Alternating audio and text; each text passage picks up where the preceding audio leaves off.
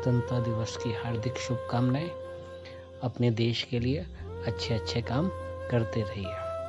अक्सर हमारे मन में ये ख्याल आता है कि हम देशभक्ति कैसे करें, तो मेरे हिसाब से आप जो भी काम कर रहे हैं उसको पूरी ईमानदारी से कीजिए। ये सबसे बड़ी देशभक्ति होगी। अभी आप स्टूडेंट हैं तो आपके लिए काम है कि पूरी ईमानदारी से मेहनत से पढ़ाई करें और एक अच्छे नागरिक बनकर इस देश की और अच्छे से सेवा करें। जय हिंद।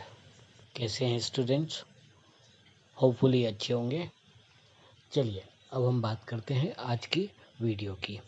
इस वीडियो में हम बात करने वाले हैं, हमने जो पिछली वीडियो में एक्टिविटी की थी कि आपको हमने 22 पॉइंट्स दिए थे और आपसे पूछा था कि बताइए कि ये भारत की टेरिटरी में आएंगे कि नहीं आएंगे। तो आज हम इस वीडियो में यही देखेंगे कि ये पॉइंट्स में कौन कौन सी चीज़ें इंडियन टेरिटरी में आएंगी या नहीं आएंगी और क्यों। चलिए शुरू करें। तो देखिए, first, Indian embassy in Japan, ये इंडिया की टेरिटरी में आएगी। ठीक है, तो इंडियन एम्बेसी दुनिया के जिस जिस देश में होगी वो सब इंडियन टेरिटरी में आएगी। नेक्स्ट है branch of foreign bank in India. ठीक है, तो ये इंडियन टेरिटरी में आएगा। फॉरेन का कोई बैंक हो, फॉरेन की कोई कंपनी हो, यदि वो इंडिया के अंदर काम कर रही है तो that will belongs to Indian territory. Okay. Third one is company in India owned by a Japanese, so this will belongs to Indian territory. ठीक है ना, क्योंकि ये इंडिया के अंदर काम कर रही है। इसके पहले वाले पॉइंट में, सेकंड पॉइंट में आपको बताया कि फॉरेन का बैंक हो, फॉरेन की कंपनी हो, इंडिया के अंदर है तो वो इंडिया टेरिटरी में आएगी। So this will also belong in Indian territory. Point number 4, Microsoft office in India. ठीक है, this will also belongs to Indian territory, क्योंकि सेकेंड पॉइंट थर्ड पॉइंट दोनों सेम थे, वैसे ही ये फोर्थ पॉइंट भी है। माइक्रोसॉफ्ट बाहर की कंपनी है, इंडिया में काम कर रही है, इसलिए this will also come in Indian territory.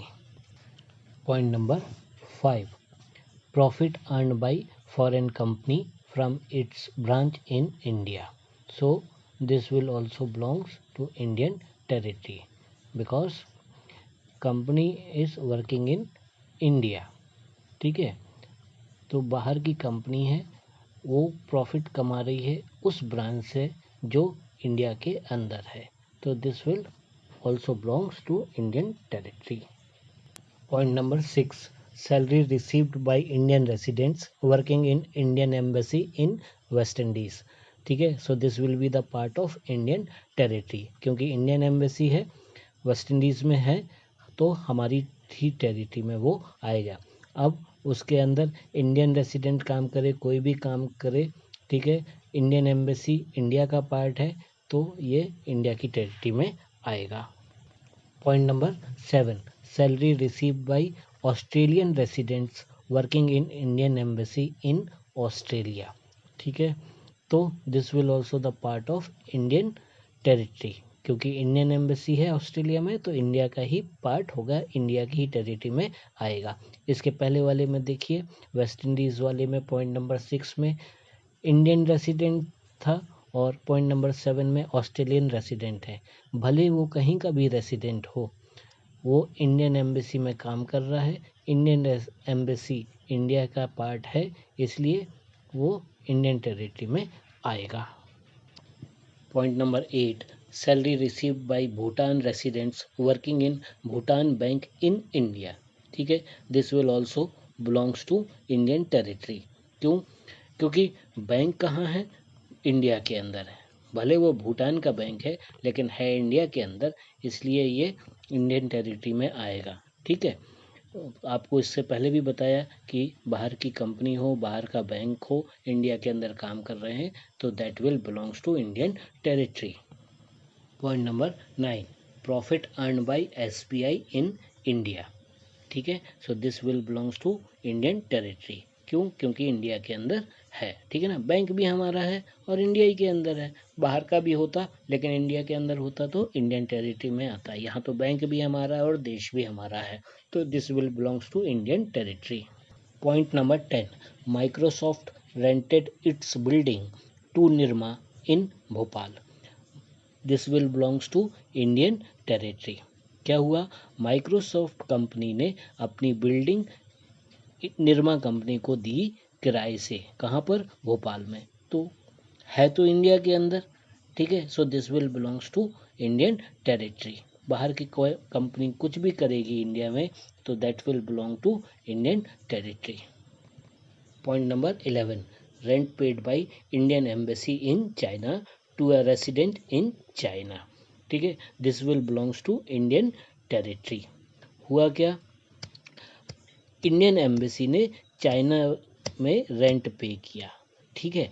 सो है तो इंडियन एम्बेसी कहीं भी हो वो इंडिया की टेरिटरी में आएगा, ठीक है। So this will also belongs to Indian territory. Point number 12, American embassy in India. This will not belongs to Indian territory. क्यों?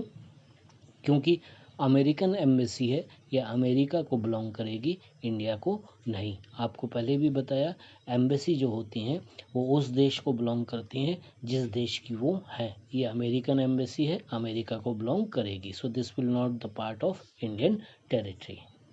Point number 13, branch of State Bank in Nepal. This will not belongs to Indian territory. क्यों? क्योंकि ये नेपाल में है। आपको पहले भी बताया कि जैसे इंडिया के अंदर कोई बाहर की बैंक या बाहर की कंपनी होती तो वो इंडियन टेरिटरी को बिलोंग करती, वैसे ही हमारा बैंक नेपाल में है तो ये नेपाल की टेरिटरी को बिलोंग करेगा, इंडिया की टेरिटरी को नहीं। Point number 14, an Indian company in London, ठीक है। This will also not belongs to Indian territory because company भले इंडिया की है लेकिन है कहाँ? लंदन में। तो जैसे इंडिया के अंदर बाहर की कंपनी इंडिया को बिलोंग करती हैं, वैसे ही इंडियन कंपनी बाहर है तो वो उस देश को बिलोंग करेगी जहाँ पे वो है। So this will not part of Indian territory. Point number 15, office of Reliance in New York. This will also not belongs to Indian territory. ठीक इसके पहले वाले जैसा ही है, ठीक है। इंडियन कंपनी है लेकिन काम कहाँ कर रही है? न्यूयॉर्क में काम कर रही है। सो बाहर है, उसी देश को बिलोंग करेगी जहाँ ये है, ठीक है ना। सो this will also not part of Indian territory. Number 16, profit earned by SBI in England. This will also not belongs to Indian territory. ये इसके ठीक पहले वाले जैसा ही है। भले इंडिया की SBI है लेकिन काम कहाँ कर रही है? इंग्लैंड में, तो ये इंग्लैंड की टेरिटरी को बिलोंग करेगी, इंडियन टेरिटरी को बिलोंग नहीं करेगी। Point number 17, salary received by Indian residents working in US embassy in India. This will also not belong to Indian territory. क्यों? क्योंकि एम्बेसी अमेरिका की है, तो एम्बेसी जिस देश की होती है उस देश को बिलोंग करती है। या अमेरिकन एम्बेसी अमेरिका को बिलोंग करेगी। फिर भले वहाँ पे कोई इंडियन काम कर रहा हो या कोई और काम कर रहा हो, वो जो भी सैलरी रिसीव कर रहा है that will be the part of American embassy, not the Indian territory. Point number 18, salary received bye US residents working in US embassy in India. ठीक है, ठीक इसके पहले जैसा है, ठीक है ना। एम्बेसी कहाँ की है? अमेरिका की है। पहले भी आपको बताया उसमें इंडियन काम करे चाहे किसी और देश का रेसिडेंट काम करे, वो एम्बेसी जिस देश की होगी उसी को बिलोंग करेगी। So this will also not the part of Indian territory, this will belongs to American territory. Point number 19, salary received by Indian resident working in Videocon company in America. This will also not belong to Indian territory. क्यों? क्योंकि भले company India की हो लेकिन काम कहाँ कर रही है? अमेरिका में। ठीक है, तो ये अमेरिका की टेरिटरी को बिलोंग करेगी, ना कि इंडियन टेरिटरी को। Point number 20, profit earn bye Sri Lankan company इन श्रीलंका। ठीक है, काम कहाँ कर रही है? श्रीलंका में। जिस देश में कंपनी काम करती है उस देश की टेरिटरी को बिलोंग करती है। तो ये श्रीलंकन कंपनी श्रीलंका में काम कर रही है, so this will belong to Sri Lankan territory, not to the Indian territory. So this will not part of Indian territory. Point number 21, Tata rented its building to Nokia in Washington. ठीक है, this will also not belong to Indian territory. हुआ क्या? Tata company ने अपनी building Nokia को दी। वो building कहाँ है? वॉशिंगटन में है। ठीक है, तो आपको बताया कि कंपनियां जिस देश में काम करती हैं उस देश की टेरिटरी को बिलोंग करती हैं, भले वो कंपनी किसी भी देश की है। ठीक है, तो हमारी कंपनी है, इसकी बिल्डिंग वॉशिंगटन में है। वॉशिंगटन यूएस में आता है, तो ये जो भी होगा ये इंडियन टेरिटरी में नहीं आएगा, ये यूएस की टेरिटरी में आएगा।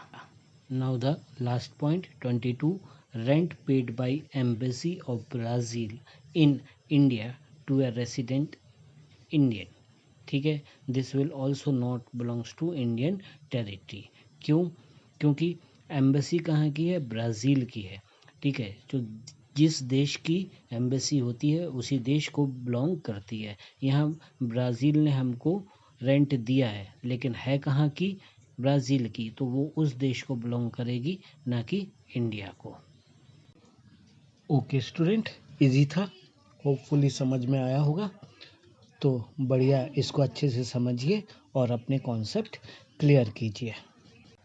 यदि अभी भी आपको डाउट हो तो क्लैरिफिकेशन के लिए आप कंपेयर कीजिए पॉइंट नंबर 1 को 12 से, 2 को 13 से और 3 को 14 से। ऐसे ही करते जाइए, 9 को 20 से, 10 को 21 से और 11 को 22 से, तो आपको क्लियर हो जाएगा। ये इसी सीक्वेंस में मैंने लगाए हैं ताकि आप इजीली कंपेयर कर सकें। ठीक है, तो करिए। तब तक thank you student and bye student.